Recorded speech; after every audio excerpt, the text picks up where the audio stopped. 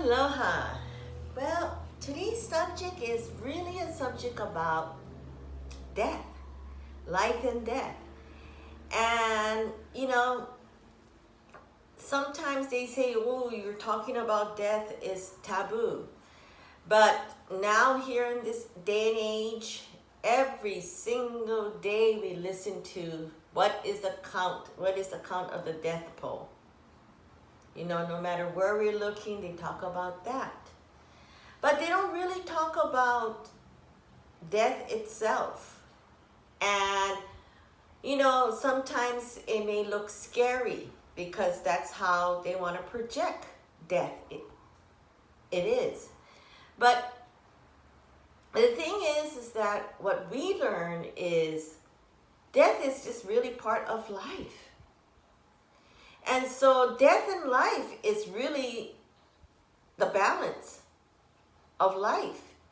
And what we do in the middle, what we do in our everyday life really counts of how grateful we are when we walking towards that pathway one day. When? Nobody knows.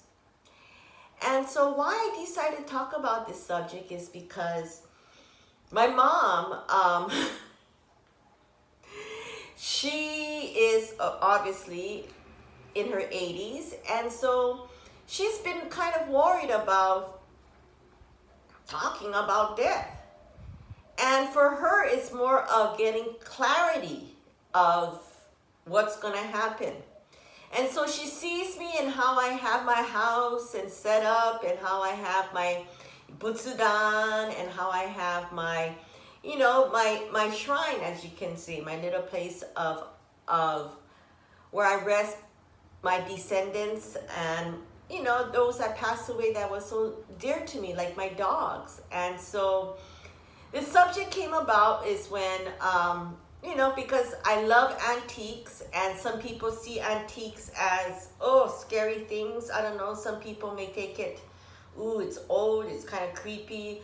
For me, it's all about history and in the positive of one's person's life and what it went through. And my grandfather was a very, very famous antique collector. And so, part of my job back in the days is when we was building the Cocojor restaurant, we had to go and look for antiques. And lo and behold, they said, you do it. So I did. And that really got my mojo moving back in the 20s. And so I've always paid a lot of respect to my culture because it makes me who I am. And I've always respect, people that taught me, who passed away, to always give it respect, because my mom is from Japan, she kind of embedded that us when we were growing up, and always, Maman-san, praying for that, and just watching all of that when I was a child. And so I see death as part of life. And just so happen is that I'm able to sometimes connect to another level of people that passed away. Or there's also people that's in between who passed away that are floating between the earth and the next dimension. And going back to the story is that I got this, and this butsudan where I was going to, where I am placing all of my dogs' urn inside there so they can have their own little butsudan doghouse. And so that's my way of thanking them and providing me where I am today, Cocojor. I thank Jordan, I thank Coco, I thank Heaven. And it's my way of paying respect to my loved ones. And so everyone has a different way. Which way is the right way? It's really what you feel comfortable with, and like death has no really ties to anything. It's part of life. It's not, and some people make it into a spiritual thing. Some people make it into a religious thing. Some people make it into a combination of things. And so for example, like I found this inside, and I asked my mom what it is, what it says, and I couldn't, because some of these kaimyo is written in such elegant Japanese language, and it has a way of reading it. I asked her, and she was like, how did you find this and this and this and this? And I explained to her what happened. And so, it seems like it floated from one place to the next place, and it fell into my hands. And so tomorrow I called Koboji, and I'm going to bring it over to the Japanese shrine so she can have a rest in peace. And so the reason why is that when we find these kind of things, we can't just toss it to the side, and there needs to be some kind of clarity to stop and pay respect and pass it on to somewhere like a temple where they can take care of it to bring it to the next level, instead of being tossed into a box and thrown to the side. That's not what life is all about. And so reason why my mom was concerned is because she says there's a lot of people nowadays who don't understand, won't take the time to stop and think and be conscious and be able to give it its rest in peace. And so this is something I just want to give it clarity on what I feel that is done. And part of my job, and my mom was going, it was going to be like the same man that happened that was attached to you at the train station in Tokyo, and and my mom knows what I go through because she's seen it happen to me many times. This is countless times where I have people that's hanging in between comes to me and asks me to help them lay at peace so they can rise above and go to the next dimension. And my mom understands that because she sees me going through it, and she sees me that that how I need to bring things to clarity. And so that is part of what I do, and part of healing is giving it a rest in peace. Sometimes when my job calls for, when I have one-on-one and we have our session and their guardian angel comes and I give them clarity. And so some people think whatever, and some people will believe in. It's really up to you, because it has nothing to do with religion, it has nothing to do with a cult, it has nothing to do with anything, except my job is to give clarity.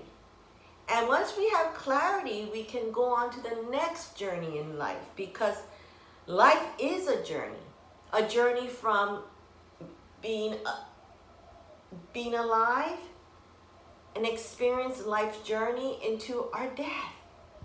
And so one day at a time, one step at a time, we need to find out exactly who we are, what we are, and what we're going to do with it in our life.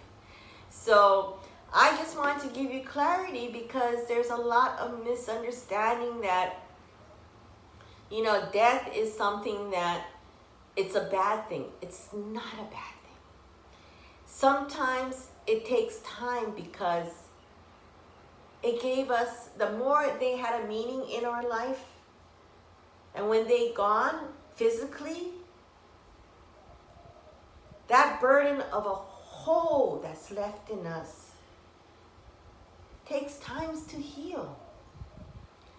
And everyone has a different way of healing.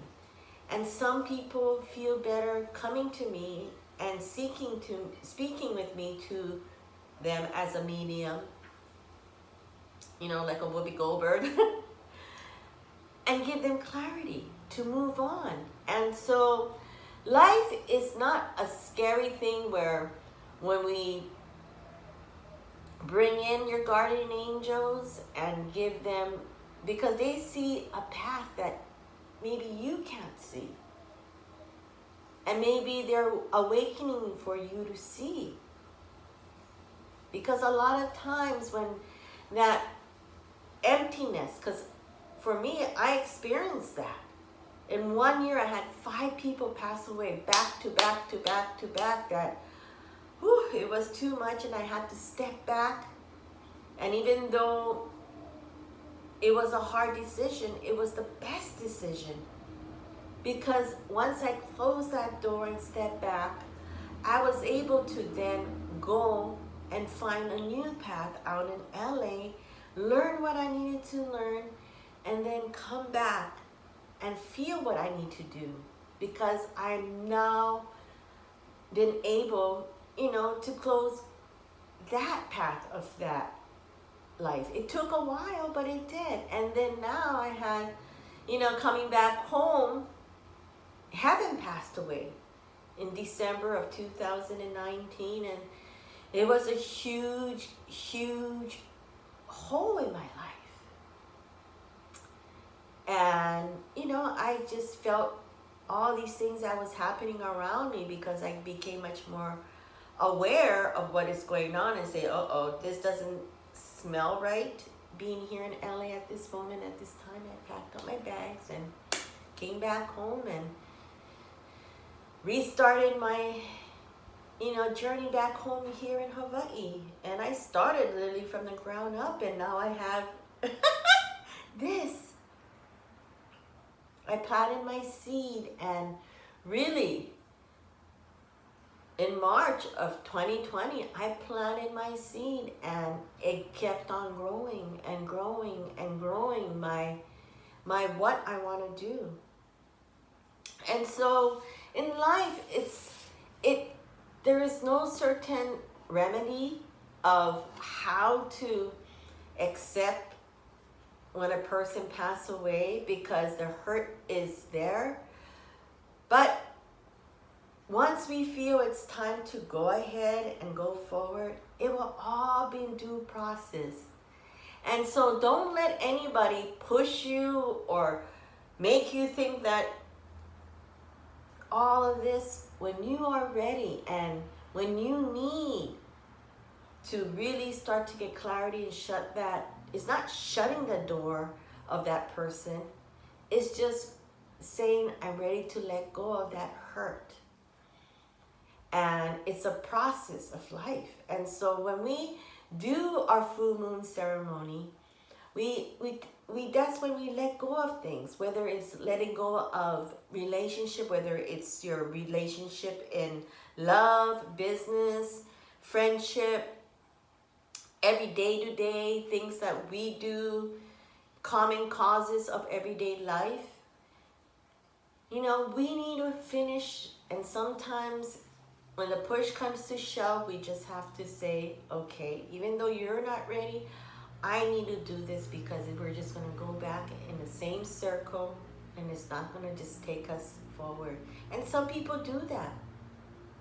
And so take your time to really think forward, because October is coming soon, and that's the new moon, and when we write our new intention. And so take this time to really, really focus that it's okay. It's okay that, whatever the outer world is talking about death and how dangerous, how scary it is, let it be, because it is. But let yourself understand that it's okay, because you're going to start doing things, like I said, my way, right? Your way. And so this segment is really finding that course, and I can't wait to share the different kind of monthly courses that we're going to have to make you self-aware, as long as you know that you want to go forward. That's all it takes. We also have our daily classes, and it's really very quaint, where we all respect each other's spaces and we all respect each other's time. So I look forward to seeing you guys, whether it's in person, on the mat, or whether it's virtual. You take care and have a wonderful, blessed life. I love her.